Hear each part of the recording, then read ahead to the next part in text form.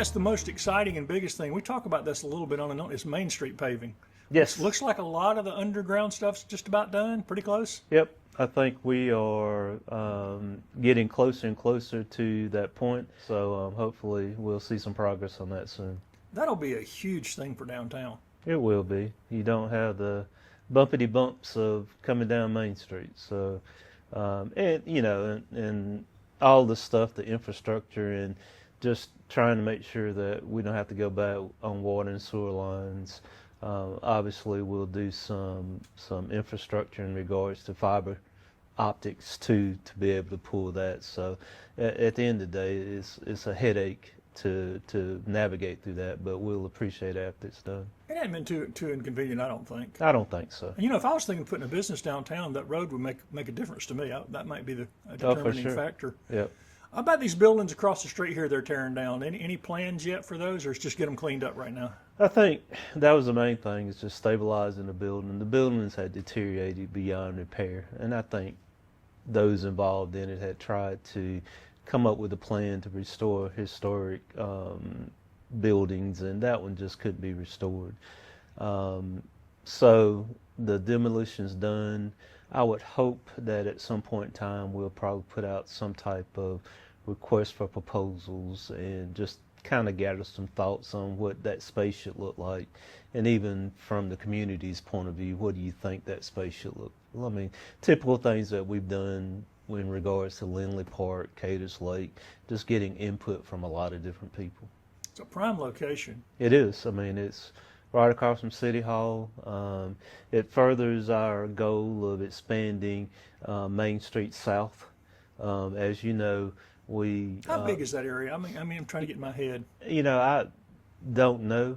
Would it be big enough for like an auditorium or like a little? It could be. Civic auditorium. The way it sits. You could kind of go down. It seems like it would fit that. Well, and also underground parking, probably, with multi-stories on top, mixed-use retail, maybe a living component, you know, condos, apartments, that type of thing. Well, it's close to this parking here, too. Yeah, and so it'll help, you know. And we also own the McDougal Old Funeral Home, too. And we also own that, too. You mentioned this. What about Cadiz Lake update? Where are we at? The weather's really helped them too, hasn't it? Yeah, they're ahead of schedule. As you drive by, you kind of see it coming into play. I think probably now we're to a point where we think we might be able to complete it before the end of the year. That was one of the goals at the start, right? Yep. And so that's coming into play. Hiawatha Drive has been closed. As we talked before, Greenville and Malden Street, DOT will put a traffic light there, which I think it needs to in that curve. It needs that right now. To try to slow the traffic and so forth. So, but that'll be a good project, and I think people are going to be really excited about the covered bridge. I mean, it'll be a focal point. It'll be. I see more and more people taking pictures in our parks, and so that's always a good thing. I think it'll get a lot more used to once it's upgraded. Oh, because it's been so long. It was it was a decent place, but it was bumpy and kind of rough. And yeah. But and speaking of that, it's not bumpy and rough. But what kind of response have y'all gotten since Lindley Park's been full? It seems like there's people out there all the time now. There are people out there all the time. The kid component, parent component. Just individuals that are just walking. You can kind of loop it several times, and I see people doing that. We're still committed, though, being the middle of the month. The roundabout, the peanut about, should be completed very soon, so that'll give people a path to the upper half of Lindley. We are about within the next few weeks to days, we'll start on the extension from Lindley Park to the rec center, and we already are looking at engineering and how do we get from the rec center to downtown, the Murray Street Bridge. That's been one of the goals for a while, to have trails that kind of connect all the parks. It is. Trails are tricky, especially urban trails. It's pretty easy to do a trail without the urban component, but when you have trying to create one like we're doing within our city, it gets kind of difficult right of ways and so forth. So, but Safety issues as and well. safety, so we're heading in the right direction. Any update on the Franklin Street property where they're going to put housing in there? Yes, we actually closed with the developers on the property last week, and so they are going through the process of now breaking ground. I think if I remember right, hopefully they'll start. This will be a 12-month construction, but they look to get started before the end of the year. Is still a great demand for housing downtown? It People is. asking? It is, and again, these are 80 units, and they are the rents are based on income. You know, so much of your AIM. You know, and but I think that helps workforce housing. We've talked about this before.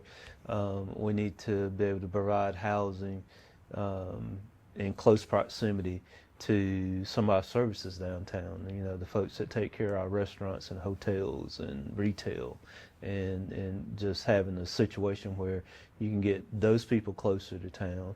And also, you know, there'll be seniors there and so forth. So it'll be an interesting project. So again, furthering the growth of our downtown south. And for that workforce housing, it kind of helps meet a demand that there's for people who can't afford to get into housing too. Exactly. Right? That's the idea. Exactly. Yeah. So it's a first step, and a lot of times too, with young couples who first started, the developer told us that's how her and her husband started. They didn't know if it was attainable housing, but that's exactly what it was. What about Chemtech's property? Any update on that?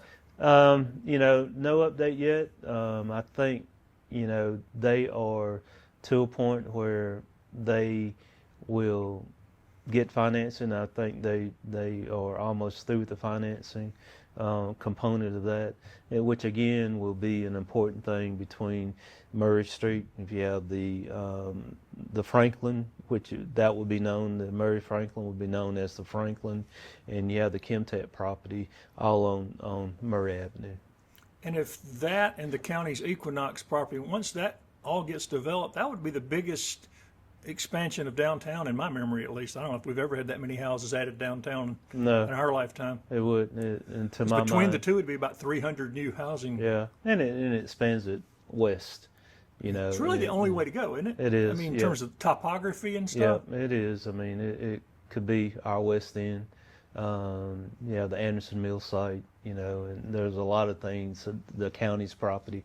So they even look at the alphabet streets, you know, people are taking some interest in that too. So, you know, some of those houses are being redeveloped, and I think that whole westward push of our downtown is the right way to go. And of course, anywhere in the city limits that there's housing, there's property people are buying up and putting housing. What about recreation center updates? I know we've talked about how crowded it's getting down there. Any plans for the future expansion there? You know, we've talked about Lindley Park. We've talked about Cadiz Lake. We internally have talked about, you know, what is the next phase of our recreation master plan, and all of those things fell up under that recreation master plan. So, you know, I think that will be part of the discussion. We've talked about that before, about expanding. Maybe if you're looking at the rec center, L-shaped type of a building to alleviate some of the capacity on the current size, maybe with more.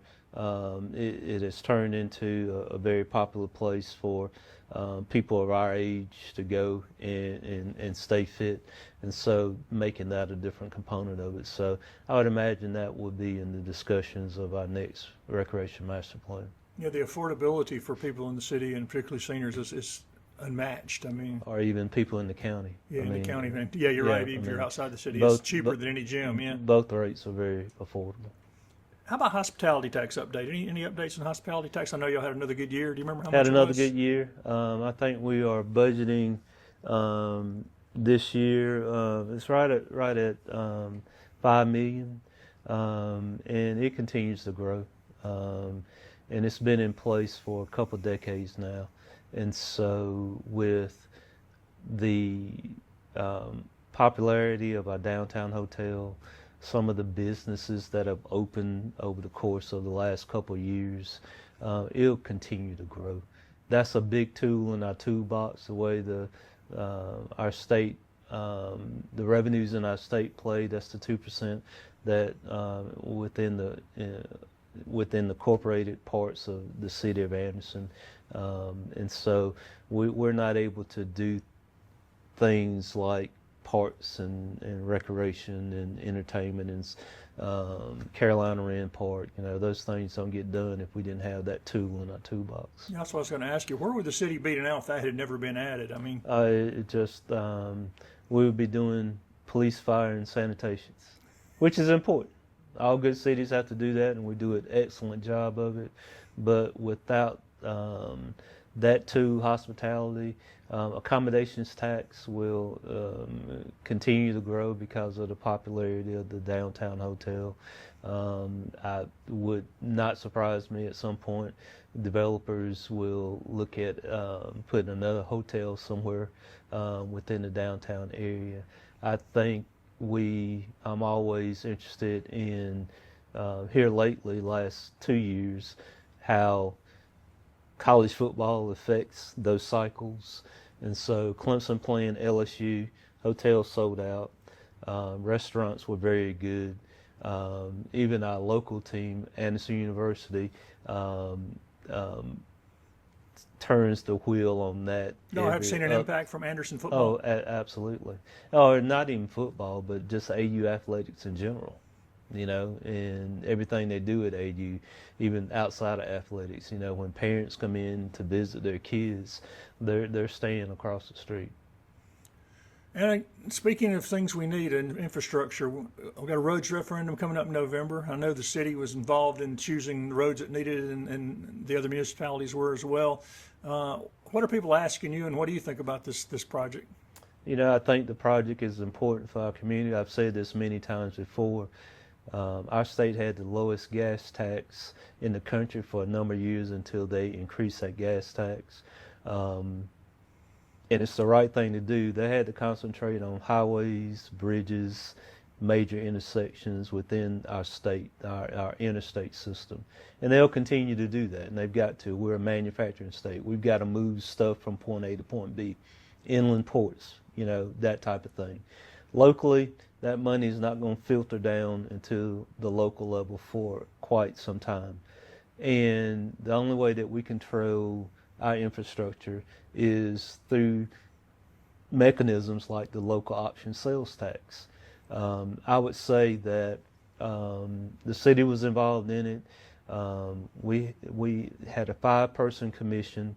Our city appointed 2 other persons, and I think the commission did a good job.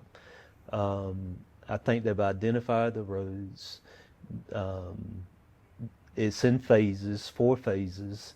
Not everything would be done immediately, but the referendum would allow our county partners to go forward with the path of taking the anticipated revenue, bonding that revenue, and start the process of infrastructure repair. And we just need to get out and vote on it, And I hate a fee, I hate a tax, just like everybody else does. But, what I found is communities that are doing well in South Carolina understand that they've got to control their own destiny. Spartanburg understands they've got to control their own destiny. Rock Hill understands they've got to control. Berkeley County understands that. There are a number of counties within our 46 counties that understand that. I just hope that we understand it this time. And the first responders I've talked to, fire and police, the safety on the roads for them has been a factor as well. Oh, for sure. They're driving. number one, they're driving heavy equipment on those streets, and it's a trickle down effect of, if we have a fire truck that that they cost a lot of money, and so if they're taking the bumps and grinds of improper roads, it just costs us in other ways. So we've got to understand as a community, our citizens have to understand as a community that this is the only way that we handle the roads. I would say too, I mean, it's hard to believe, but it's almost Halloween, end of the year, it's into the fall.